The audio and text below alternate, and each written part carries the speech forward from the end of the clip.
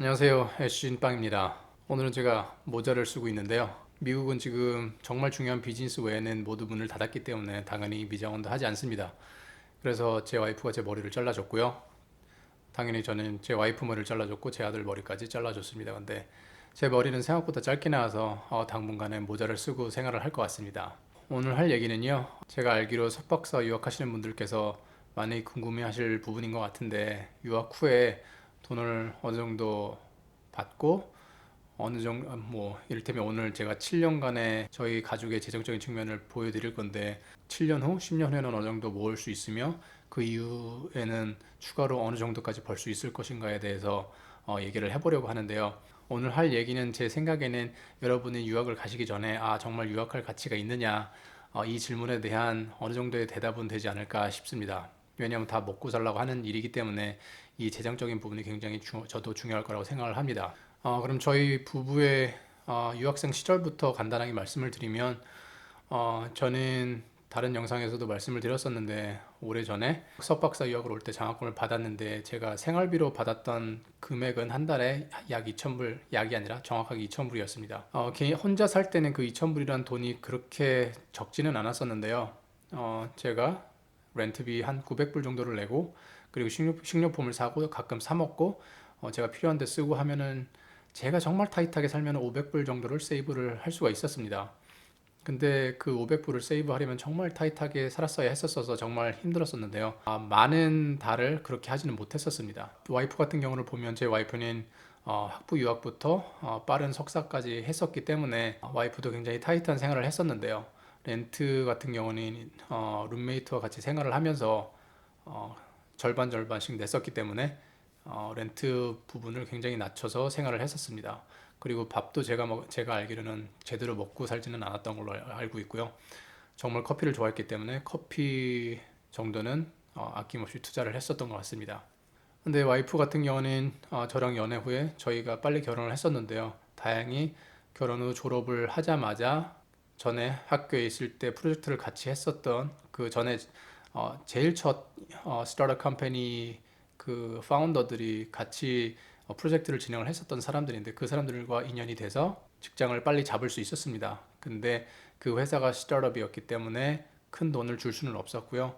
미국은 다 계약직이지만 좀 더 기회를 돕기 위해서 계약직이라고 부르겠습니다. 약간 프리랜서 느낌으로 일을 했었는데요. 그 정도의 디그리를 가지고 있음에도 어, 많은 돈을 받지 못했다는 것을 말씀드리고 싶은데요. 제 기억으로는 세 전으로 2주에 2,000불 정도를 받았었습니다. 결국에 나중에 세금 보고를 해야 될 때는 세금을 많이 뗐었어야 하는 부분인데요.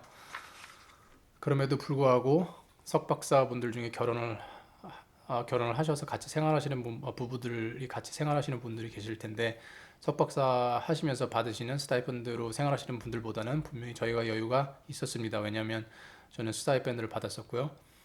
와이프는 일을 하면서 프리랜서 같이 일을 했지만 돈을 어느 정도 수입이 어느 정도 있었기 때문에 둘이 살기에 전혀 부담이 없었습니다. 하지만 저희가 결혼을 하자마자 애가 생겼기 때문에 추가 지출이 상당했었고요. 저희가 버는 걸로는 그렇게 많은 세이브를 할 수가 없었습니다.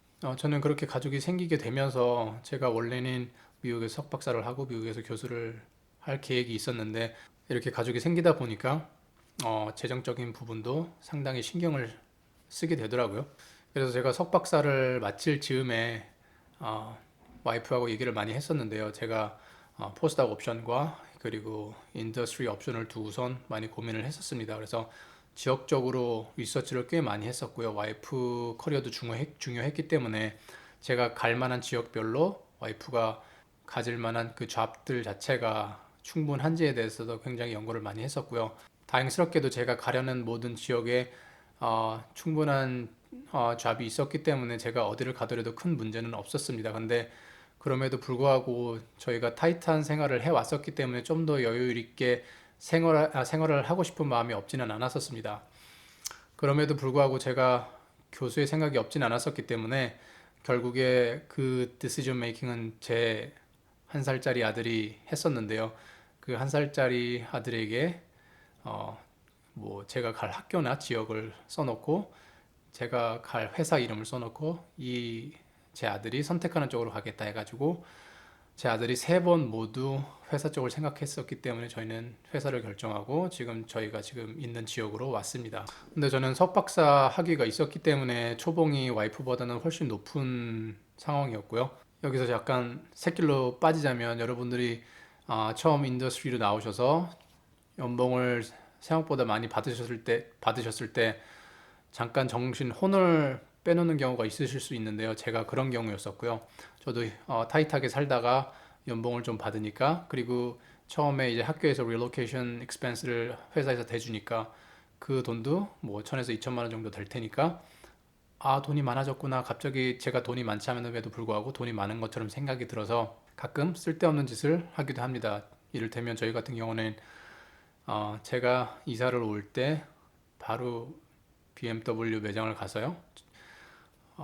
와이프가 그동안 힘들게 고생을 했었기 때문에 와이프한테 선물 개념으로 그러면 BMW X1을 그 이상은 저희가 재정적으로 능력이 없었었기 때문에 생각을 하진 않았었고요. X1 풀 옵션으로 사줘야겠다는 생각을 했습니다. 왜냐면 와이프가 드라이빙 스킬도 좋고요.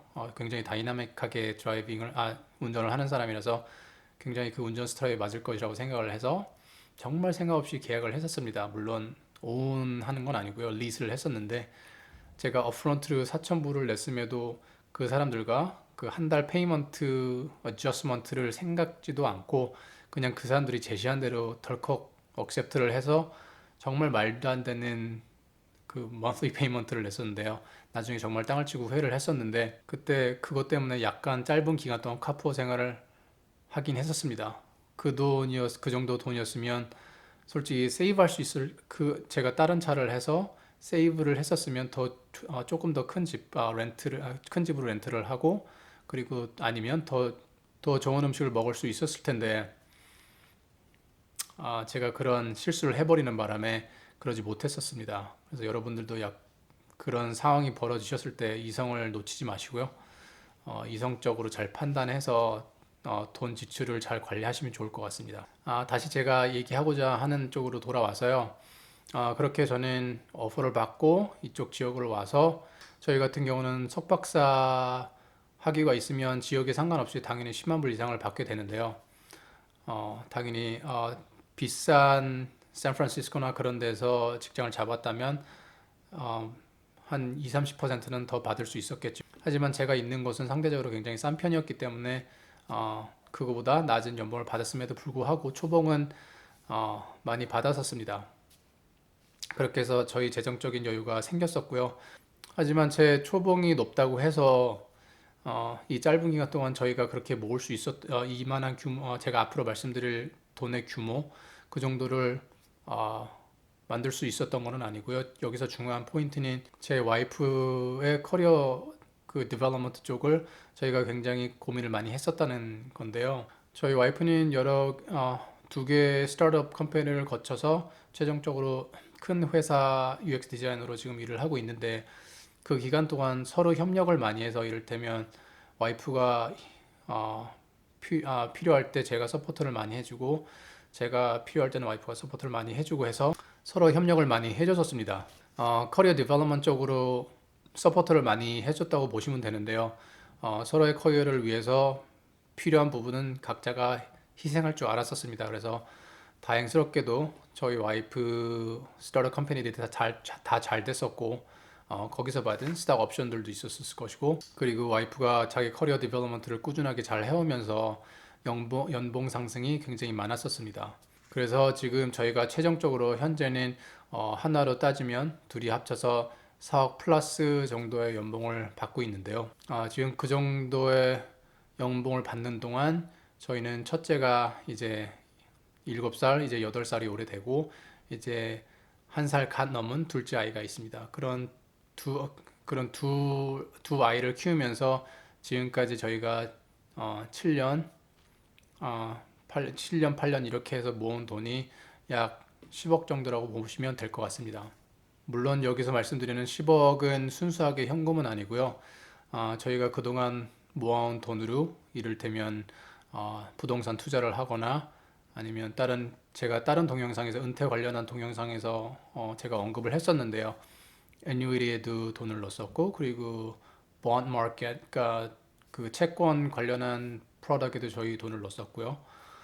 그렇게 해가지고 돈을 불리고 했었습니다.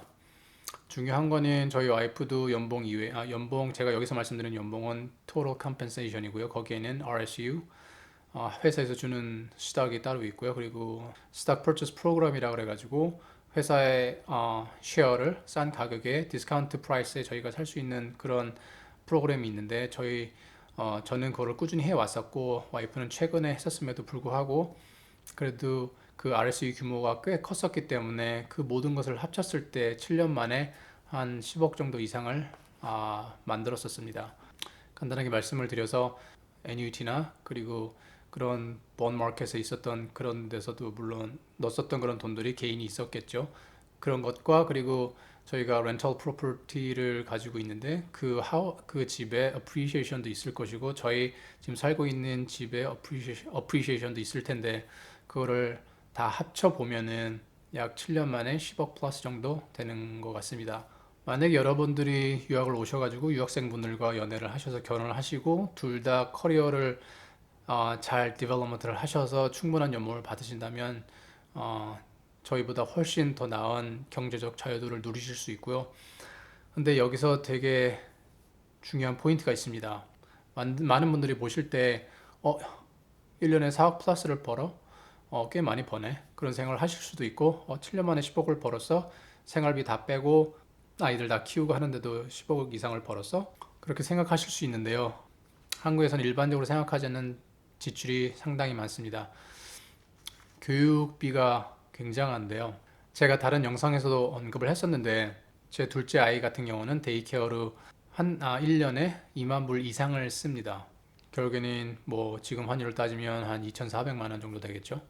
제 첫째 아이 아들내미는 캐톨릭 프라이빗 스쿨을 가는데 거기는 캐톨릭이라서 훨씬 일반적인 프라이빗 스쿨보다는 싸지만 그래도 퍼블릭은 돈을 안 내기 때문에 거기에 비하면 굉장히 많은 돈을 내고 있습니다. 그래서 1년에 15,000불 이상 쓰고 있고요. 저희 아들내미가 이것저것 다른 거 하는 것 같이 합치면 1년에 4, 5천만 원은 쉽게 나갑니다.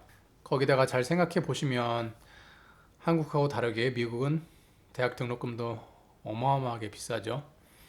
그래서 roughly 계산을 해보시면 갓난 아기 때부터 만약에 저희가 대학 등록금까지 대줘야 되는 상황이라면 저희는 가능하다면 대학 등록금까지는 대주고 싶은 마음인데 왜냐면 자식들의 인생이 빚과 함께 시작한다면 마음은 좋지 않을 것 같아서 물론 저희 재정적인 상황에 따라서 바뀌겠지만 저희 현재 마음은 그렇고요. 그런 마음을 고려를 했을 때 갓난 아기 때부터 대학 졸업할 때까지 저희가 비용을 다 대준다고 생각을 하면 인플레이션을 크게 생각을 안 해도 그렇게 고려를 하면 8억에서 10억 정도가 대학을 졸업할 때까지 듭니다. 그렇기 때문에 저희가 7년에 10억을 벌고 앞으로는 더 짧은 기간에 더 많은 돈을 벌 수 있음에도 불구하고 충분치 않다고 느낄 수밖에 없는데요. 따라서 제가 어깨에 부상을 안고 직장 생활을 하고 있지만 이 통증을 안고 살아가지만 은퇴를 더 앞당길 수 없는 이유가 이런 아이들을 키워야 하는 그런 재정적인 부담 때문에 그렇습니다. 따라서 여기서 여러분들이 고려를 하셔야 될 부분들이 석박사를 하시고 나면 연봉이 높으실 테고 단기간에 생각보다 더 나은 경제적 자유도를 누릴 수 있지만 미국에 사신다는 것 자체는 한국에서 사는 것보다 비용적으로 봤을 때 더 많은 지출이 있을 수 있다는 것을 꼭 염두에 두시고 그런 비용적 측면을 잘 생각을 하셔서 인생을 설계를 하셔야 된다는 것을 알아주셨으면 좋겠습니다. 그리고 더 한 가지 말씀드리고 싶은 부분은 여러분이 연봉 받는 것만으로는 그 이후에 경제적 자유도를 높여가는 과정이 있어서 굉장히 힘든 거를 느끼실 수 있기 때문에 여유 자금이 생기실 때마다 투자에 대한 고민을 많이 해보실 것을 저는 권합니다. 지금은 앞으로 저성장의 세상이 올 거라는 예측이 많기 때문에 이런 투자에 대한 부분은 굉장히 중요하고요.